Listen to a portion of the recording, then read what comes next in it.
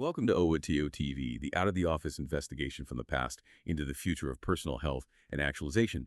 This time we're discussing dengue, Zika, chikungunya, and mosquito-borne illness. Hello, I'm Bob, and today we're diving straight into something that's really shifted. It's gone from being, a distant tropical issue to, well, frankly, an immediate local concern, especially if you're in California or Baja California. We're looking at DZC, dengue, Zika, chikungunya. And it's kind of unnerving, isn't it? These mosquito-borne viruses popping up in places you wouldn't expect. Our mission today is really to give you the vital context behind this sort of creeping situation, and also explore some of the really cutting-edge science fighting back. And I'm Sue. And what's just so vital here, I think, is understanding the double danger. It's not just about people traveling anymore. It's that the mosquito vectors themselves, these invasive species, they're here. They've set up shop. And that dramatically increases the chance of getting severe disease locally, right, in our communities. So we're going to look at the immediate risks, especially locally. We'll get into the symptoms, which can be confusing from just a mild fever to really severe complications. And then, yes, we'll definitely explore the amazing vector control research. It's basically shaping the future of public health, I'd say. Okay, so let's start with the urgency. Why now? Well, our sources are showing that in 2024, California actually reported 18 locally acquired dengue cases. These weren't people who traveled. This happened right there. And it comes after a record number of travelers were diagnosed, linked to the huge outbreaks happening in Latin America. So the travel connection is like a constant seeding of the virus into the area. Exactly. And that seeding wouldn't be nearly as dangerous if we didn't have the perfect delivery system waiting. The real root of the problem is the invasion by these Aedes mosquitoes.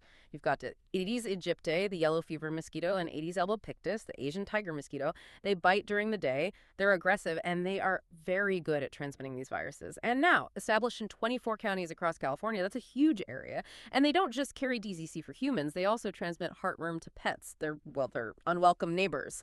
And just their presence, their capability, it represents a significant danger. We really have to state clearly. Exposure to dengue, Zika, chikungunya, and mosquito-borne illness is a high risk now, especially considering these invasive Aedes vectors are established and we're seeing these local transmission events documented. Now, this brings up something people often get confused about, especially compared to, say, West Nile virus. So I have to ask this. One thing that's maybe not intuitive is the transmission itself. How can dengue, Zika, chikungunya, and mosquito-borne illness actually occur just from a mosquito bite locally, especially since dengue, for instance, doesn't need an animal host like birds? That's such a critical question, Bob, and it really highlights why these viruses are particularly suited to spreading in urban areas. It's a very simple, direct cycle. Human, mosquito, human. So it starts when one of these day-biting Aedes mosquitoes bites someone who's already infected. Often, yeah, that's a traveler who just got back. The mosquito picks up the virus with the blood meal. Then, after a short incubation period inside the mosquito, it bites someone else who is healthy, and boom, transmission.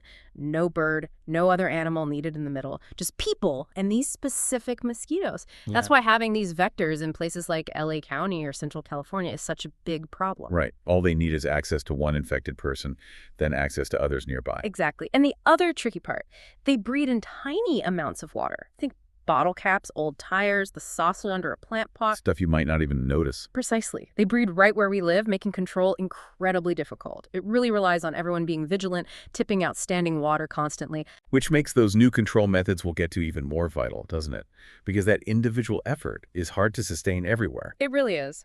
Okay, so let's pivot now to what happens if you do get infected. We should state right away.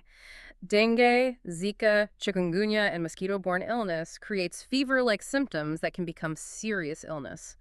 And initially, telling them apart is really tough. All three, D, Z, and C, they often start with high fever, maybe up to 40 Celsius, a bad headache, joint pain, sometimes a rash. For a doctor seeing this for maybe the first time locally, it's a real diagnostic puzzle. But then the paths diverge, and that's where it gets, well, quite alarming. Chikungunya, for instance, is known for that sudden fever and really severe debilitating joint pain polyarthralgia, especially hands and feet. And the really rough part, it doesn't always just go away. Over half, maybe 57% of adults can have joint pain that persists or comes back for a year, even longer. Chronic stuff. Post-THIK musculoskeletal disorders, yeah. And dengue. Dengue has that infamous critical phase. The fever might last a few days, you feel awful, flu-like. But the really dangerous part can actually start after the fever breaks. That's when the blood vessels can become leaky. They start losing plasma. That's the shift from feeling sick to potentially life-threatening. Which brings us, I think, to the most direct and serious question we need to tackle. Can dengue, Zika, chikungunya, and mosquito-borne illness cause injury and death? And the answer has to be an absolutely clear yes. The potential consequences are devastating. Severe dengue, for example, involves that severe plasma leakage we mentioned. It can lead to severe internal bleeding, organ damage. You might see liver enzymes skyrocket and eventually profound shock. If it's not treated properly, the mortality rate can be really high, like 10% to 20%. The body just can't cope with that internal fluid loss and system failure. And we absolutely have to remember Zika. While often milder in the infected adult, it's linked to serious neurological issues like Guillain-Barré syndrome. And crucially, Zika infection during pregnancy can cause congenital Zika syndrome in the baby. That includes microcephaly, the abnormally small head, underdeveloped brain, just tragic outcomes. And even chikungunya, sometimes thought of as just joint pain, has been linked to central nervous system problems in newborns, too. It's also hard to fully grasp the scale because so much goes unreported, right? That's a huge point. We have to state, dengue, Zika, chikungunya, and mosquito-borne illness affect more than is reported globally. Take dengue. Estimates suggest maybe 390 million infections a year worldwide, but only around 96 million people actually get sick enough to be noticed clinically. That means potentially 3/4 of infections are asymptomatic, or maybe so mild they're mistaken for something else, which of course allows the virus to spread silently. Right, fueling future outbreaks without anyone realizing until it's too late. So, if we step back, what's driving this massive challenge, both globally and now, worryingly, locally? I really need to ask. What are the key elements for dengue, Zika, chikungunya, and mosquito-borne illness becoming such a massive health challenge internationally and locally? What makes the situation so dangerous? Well, the sources really point to a kind of dangerous convergence, a perfect storm, if you will. First element, you have multiple types or serotypes of dengue virus circulating DNV1, 2, 3, and 4. Second, you absolutely need the right mosquitoes, these Aedes vectors, to be present and established. We've got that in California now. And third, this is the really counterintuitive and dangerous part. It's an immune reaction called antibody-dependent enhancement. AED. AD. Okay, explain that a bit more because it's so crucial and kind of scary. It really is. So imagine you get dengue, say DNV1. You recover, and you're immune to DNV1 for life. Good news, right? It's like it. But if you later get infected with a different serotype, say DNV3, those antibodies you made against DENV1 don't fully neutralize DENV3. Instead, they can actually act like a Trojan horse. They bind to the new virus and help it get inside your immune cells more easily. Oh, wow. So your past defense actually helps the new infection. Precisely. It ramps up viral replication and dramatically increases your risk of developing severe dengue, the plasma leakage, the shock. It's a biological trap set by having multiple serotypes. That really underscores why having all 4 serotypes potentially circulating is such a problem. You're listening to OOTOTV with research by author Paul Bulow.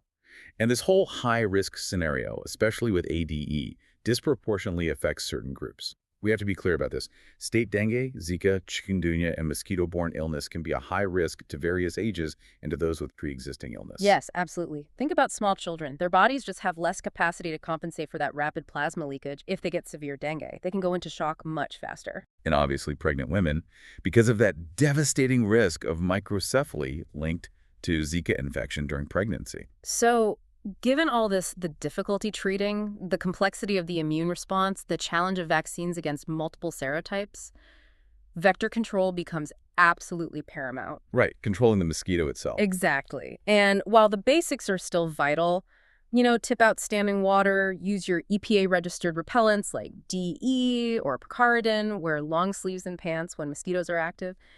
The really exciting part is the science. There are some truly stunning high-tech innovations being rolled out to target these mosquitoes. Absolutely.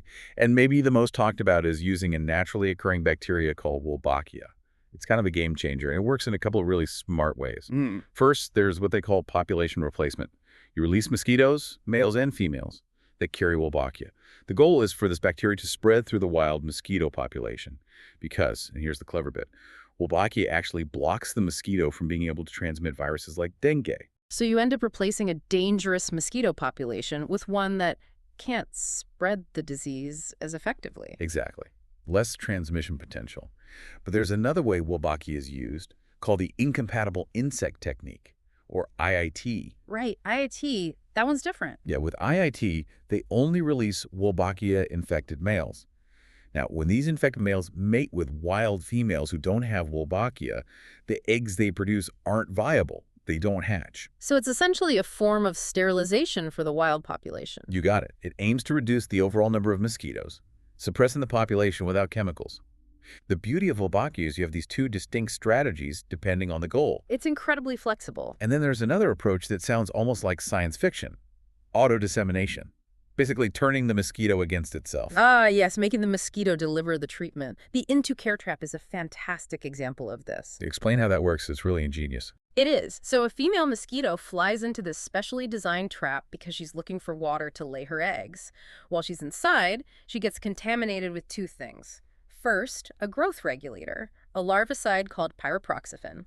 When she leaves and visits other potential breeding sites' tiny, hidden puddles, she transfers that larvicide, killing any larva there. So she spreads the larvicide to places we can't even find or treat easily. Exactly. And second, she also picks up spores of a fungus, Bovaria bassiana.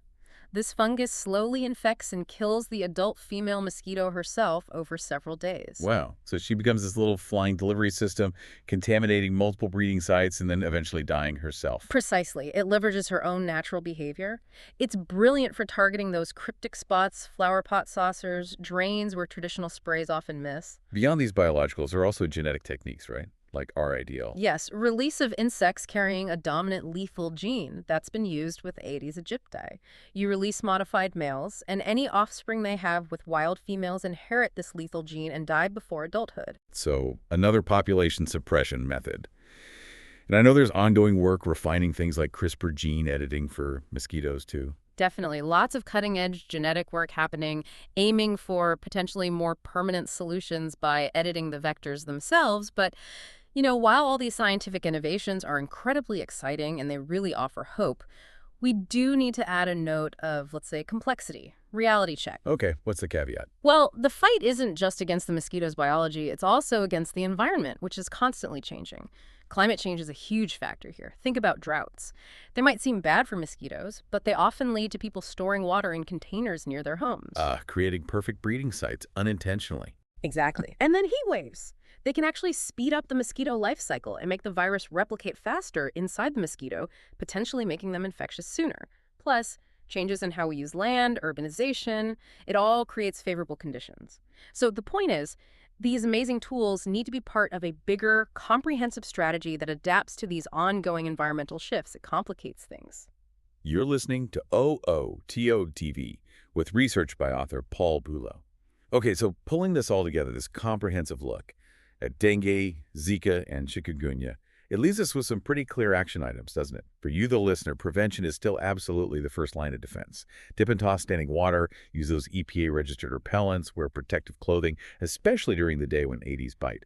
And we just have to accept now the high risk of exposure to DZC isn't just a theoretical travel risk anymore. It is a domestic concern right here in California, in Baja California, because these invasive mosquitoes are established. Absolutely. And for doctors, for the public health system, that diagnostic challenge we mentioned is huge because the symptoms overlap so much individually. So while a doctor might make a clinical guess based on symptoms and maybe travel history, getting that laboratory confirmation is essential, using tests like RT-PCR for the virus itself or tests for specific antigens or antibodies. It's vital not just for the individual patient, but for tracking the spread accurately, especially if all three viruses might be circulating in the same area. Right. So what's the final thought here? What does this mean looking ahead, dealing with these emerging threats? It makes you think. That mechanism we discussed earlier, antibody-dependent enhancement, ADE. We're getting one type of dengue makes you immune to that one, but puts you at higher risk if you get a different type later. That fundamental challenge. That reality poses such a continuous, deep challenge. Not just for living with the risk, but for developing vaccines too, right?